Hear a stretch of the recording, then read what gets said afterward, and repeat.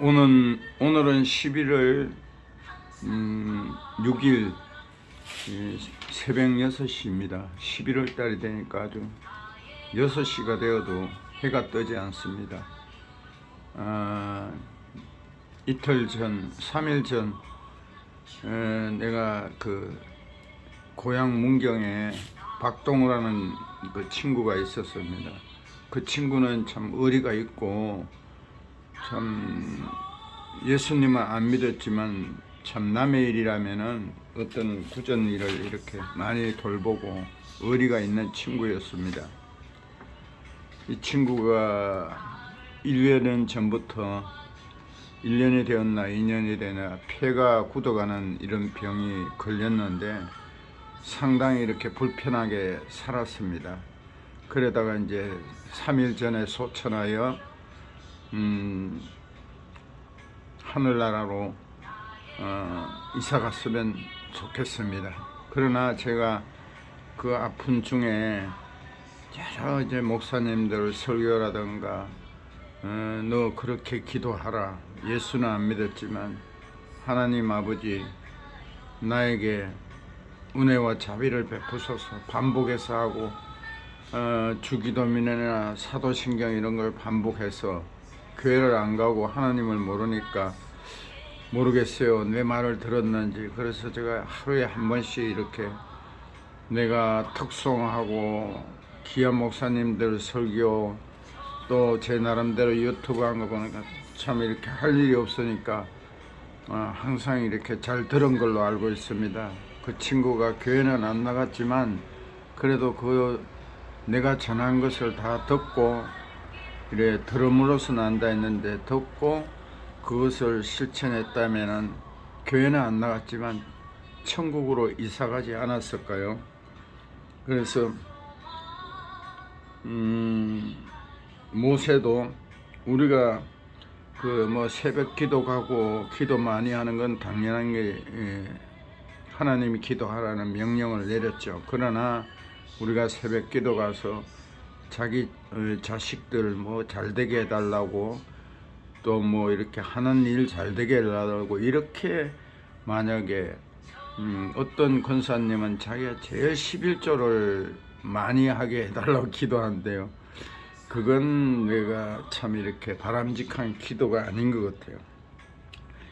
세상에 보이는 것을 위하여 축복을 빌면은 그건 기복신앙이에요. 영혼을 위해서 아파해야 돼요. 그것도 특별히 내가 구원받은 자는 그 이웃에 예수 믿지 않는 사람의 영혼을 위해서 아파해야 합니다. 그래서 전도해야 된다는 거죠. 어떤 방법을 지혜롭게. 그 모세가 그 애굽 땅을 참 이렇게 애굽 나라에서 노예로 있을 때 그 백성을 이끌고 나올 때 이들이 해방되었다고 좋아하면서 나오다가 이렇게 또 이렇게 인간적인 생각이 들어서 그 광야 40년을 걸을 때 고통스러우니까 그냥 애굽 나라에 그냥 두지 우리를 왜 해방시켰느냐고 이렇게 원망하면서 악을 행했어요. 그래서 모세가 저는 천국 안 가도 좋으니까 저를 빼놓더라도 이 백성들은 자기가 이끄는 이 백성들을 천국 가게 해달라고 자기는 지옥 가더라도 이렇게 참 했어요. 참 그 모세가 영혼을 사랑했다는 거죠. 자기보다는 그 민족을 사랑했다는 거예요. 악한 민족은.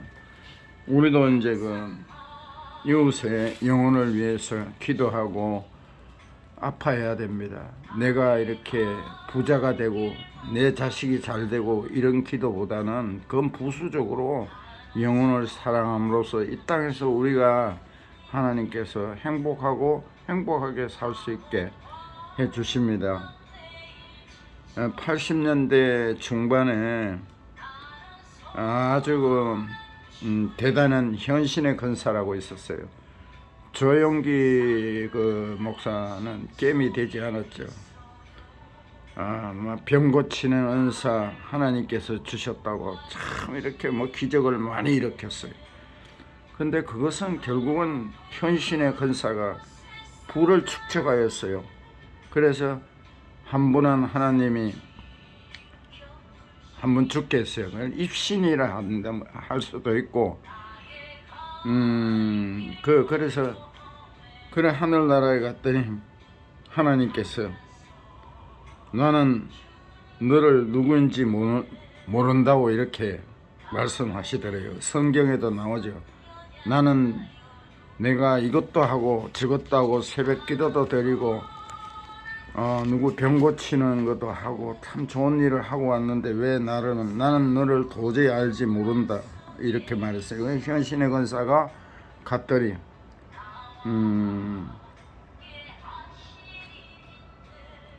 나는 너를 누구인지 모른다 이랬어요. 깜짝 놀랐어요.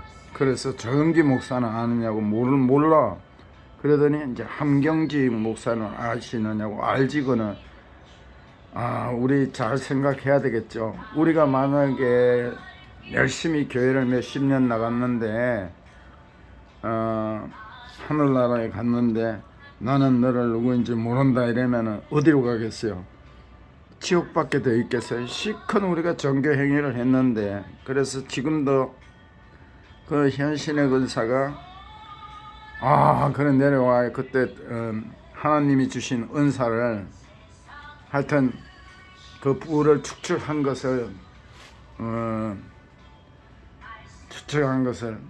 그때 돈으로 30억이면 지금 한 100억 뭐 200억 되는 돈이에요. 이거를 북한 선교를 위해서 다 썼다는 거죠. 그래서 다시 이제 하나님 그럼 저를 다시 한번 용서해 주세요. 그래서 의학적으로 완전히 죽었는데 죽었다고 판정이 났는데 이분이 입신해서 다시 깨어나서 하나님이 보내주신 거죠. 그 후로 이제 모든 재산을 북한 선교를 위해서 썼고 그 후에 와서 있는 것은 모든 북한 선교를 위해서 썼어요. 그리고 81세 두 번째 소천이죠. 두 번째 죽음을 맞이하고 하늘나라로 이사를 하였습니다.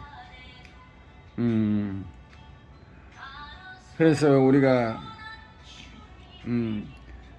뭐 있죠. 숫자가 많은 교회 또 2만의 신천지, 유병은, 구원파, 문성명, 돈도 많고 숫자도 많죠. 이들이 아주 교주가 되어 있어요. 그런데 이런 사람들한테 다 드러났는데도 세뇌되어서 맹종하는 재산가, 자기 어떤 뭔가 이런 노동까지도 이렇게 다 바치는 맹종하는 사람들이 그 뇌에 딱 박히면. 그래서 지금도 요즘 이렇게 떠는 여자 목사가 있다 하더라고. 엄청나게 많은 사람들이 듣더라고. 내가 그분 들어봤어요. 근데 그분이 조영기 목사 밑에 있었다 하더라고. 조영기 목사가 어떻게 돌아가셨나요?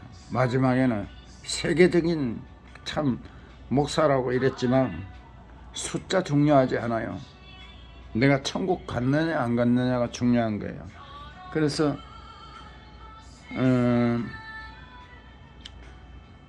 이분이 하는 그 설교는 뭐 틀린 말은 아닌데 완전히 그 말이 기도하고 뭐 병 낫다, 이 병 낫고 이런 게 아니에요.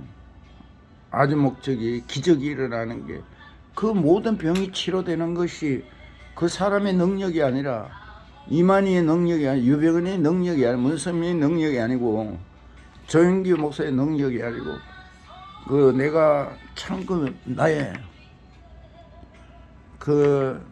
신실한 종의 전도하는 목회, 성경을 바르게 가르치는 목사님의 설교를 들으면서 안수받으면서 나의 믿음으로 났다는 거예요. 내가 변해야 되는 거예요. 내 믿음으로. 그게 하나님과 어떤 현신의 근사의 능력이 아니에요. 그러니까 그 능력을 받은 것을 잘못 쓰고 돈을 축적하니까 하늘나라 갔더니 나는 너를 알지 못한다. 이런 일이 있잖아요. 그래서 모세가 나는 지옥 가더라도 이 백성을 진짜 천국 가게 해달라, 용서해달라고, 영혼을 사랑하는 목숨. 그리고 희자 들어가는, 한국에 잘 나가는 건설회사가 있는데 프랜카드 밖에 보면은 많이 이렇게 걸려 있어요. 개인적으로 이렇게 단식을 하면서 임금을 돌려달라, 이렇게. 이 희자 들어가는 회사의 그 회장이 한국의 큰 기도회의 회장을 맡고 있더라고요. 장로님이에요, 내가 봤습니다. 그러나 이 회사가 아주 큰 회사인데 그 사위가 검사가 3명이라 하더라고요. 검사 3명이면은 안 되는 게 없습니다. 자기가 불의를 했어도 그거 다 줄줄이 연결하면은 검사의 힘, 아주 검사의 힘이, 자유민주국가에서는 검사의 힘이 셉니다. 그러나 공정해야죠. 검사들이 진짜 뒤집으면 안 됩니다. 억울하게 하면 안 됩니다. 그런데 검사 3명이 있으니까 법적으로 들어오면 다 해결이 되는 거예요. 그런데 서해건설의 하청업자들은 거의가 다 망한대요. 왜냐? 그 맡으면은 자기들이 그걸 받을 때 서해건설이 싸게 받아가지고 이 하청업자들한테 싸게 주고 그것도 음으로 끊어준대요. 옷에 끊어주는 거 없어요. 그래서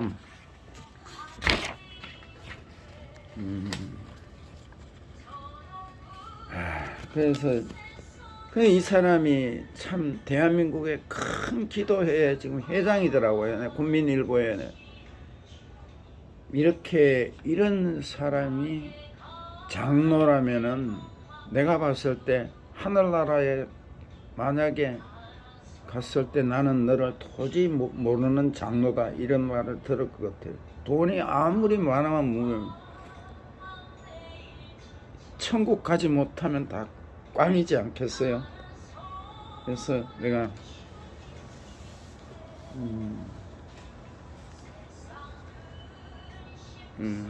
하나님의 말씀과 성품을 분리하지 않는 게 좋습니다. 그런데 뱀은 여호와 하나님이 지으신 들짐승 중에 가장 강교하니라고 뱀이 여자에게 물어 이르되 하나님이 참으로 너희에게 동산 모든 나무의 열매를 먹지 말라 하시더냐, 이렇게 했어요. 뱀의 유혹에 하와는 하나님의 말씀을 어기고 검단의 열매를 따먹습니다. 뱀의 말 핵심은 하나님은 너의 자유를 제한하는 분이시다 라는 뉘앙스를 풍깁니다.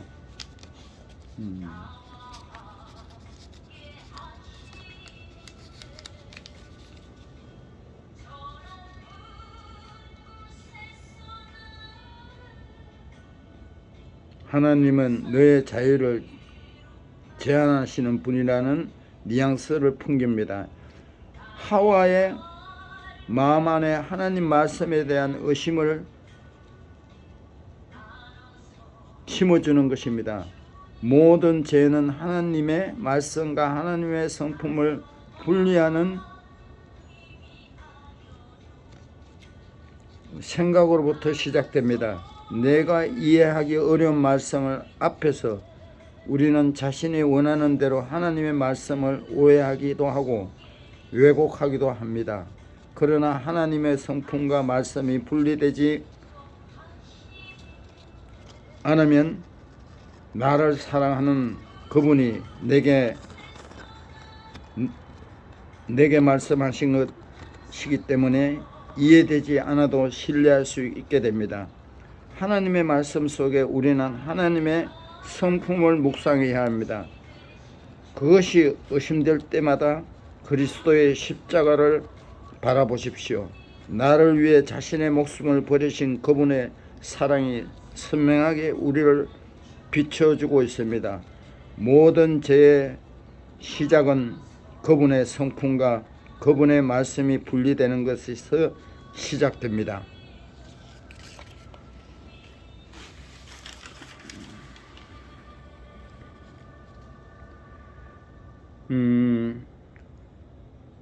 정신과 의사 정혜신 선생은 당신이 옳다라는 책에서 전문가들의 성급한 진단 때문에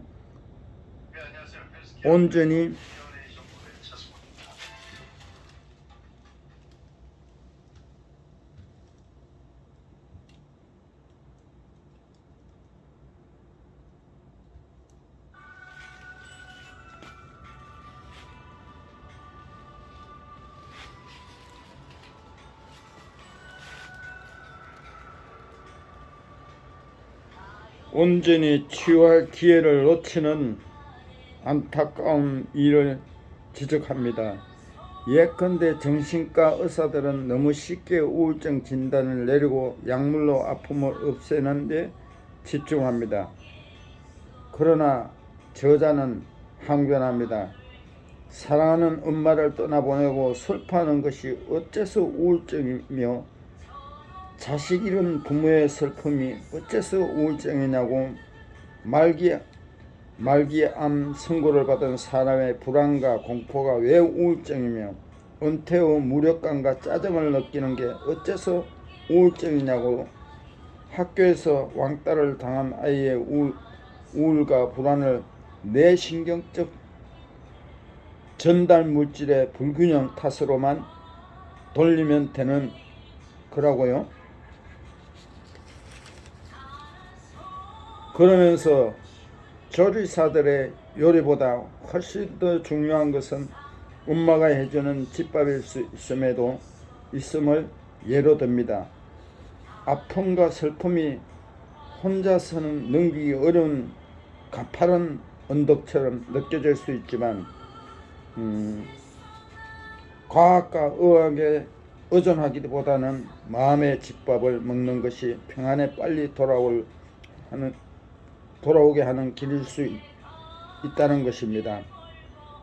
이태원 참사로 150명의 젊은이가 목숨을 잃었습니다. 성급하게 문제를 덮으려고만 하지 말고 우리 사회의 영적 기초를 뒤집으며 제대로 치유하는 성찰의 시간이 됐으면 합니다.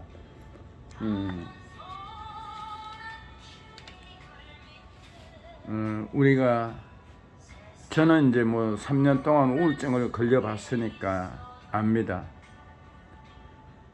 여자분들은 이제 왔다 갔다 한다 하더라고요.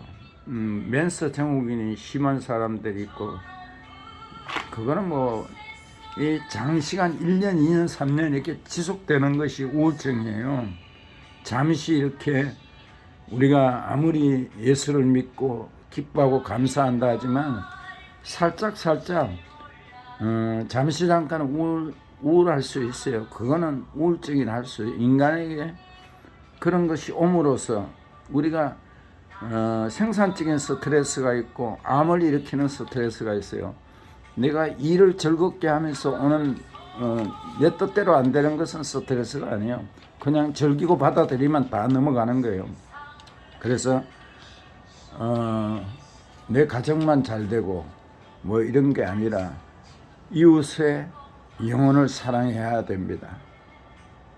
내가 이렇게 잘 지키고, 그러면 하나님께서 어떤 수녀가 하늘나라에 갔더니 나는 너를 알지 못한다 이랬어요. 너는 진짜 선한 일만 하고 기도만 하고 이래 왔으니까 왜 내가 나를 모릅니까 이러니까, 그랬으니까 나는 널 모르는 거야. 너는 너를 위해서, 너 결백을 위해서, 네 완벽하기 위해서 기도하고 이래 살았잖아. 이웃을 돌보지 않고, 이웃을 내 몸같이 사랑하고, 너는 천국 티켓을 받았다면, 생명책이 기록됐다면 이웃도 같이 함께 모두가 생명책에 기록되게 그걸 노력해야 되지 않니? 그래서 너는 이만 완벽하게 살았기 때문에 너는 천국에 올 수가 없었던 거야. 이렇게 말했어요. 이거를 우리가 깊이 생각합시다. 우리 한국 교회가 남은 자, 이 성경에 보면 남은 자라고 있어요. 그러나 구약 때나 신약 때 하나님이 모든 종교 행위를 하는 한국 교인 1,000만 명이 넘어요. 이 기도를 듣는 것이 아니라 적은 자, 남은 자, 진짜 예수님을 바로 알고 바로 믿는 자의 그 남은 자를 쓰신다는 거요. 수십, 수만, 수천만 명의, 수억만 명의 기독교 그리스도인을 쓰는 것이 아니라 남은 자라는 적은 숫자예요. 우리가 그 속에 들어가야 된다는 거예요. 그래서 우리가 예수님을 바로 알고 바로 믿고 종교 행위를 하면 절대 천국을 못 갑니다. 그래서 오늘도 참 이렇게 친구를 하늘나라에 먼저 참 귀한 친구를 먼저 보내면서 오늘도 이 새벽에 일찍 일어나서 하나님은 이걸 보고 계시죠. 제가 하는 말이 참 다 맞았으면 좋겠습니다. 만약에 맞지 않았다면 저를 채찍질하시고 바르게 갈 수 있도록 하나님 저를 인도해 주세요. 하나님 저를 계속 이 땅에 있는 동안에 그 영혼을 사랑하는 마음을 주십시오. 예수님의 이름으로 기도드립니다. 아멘.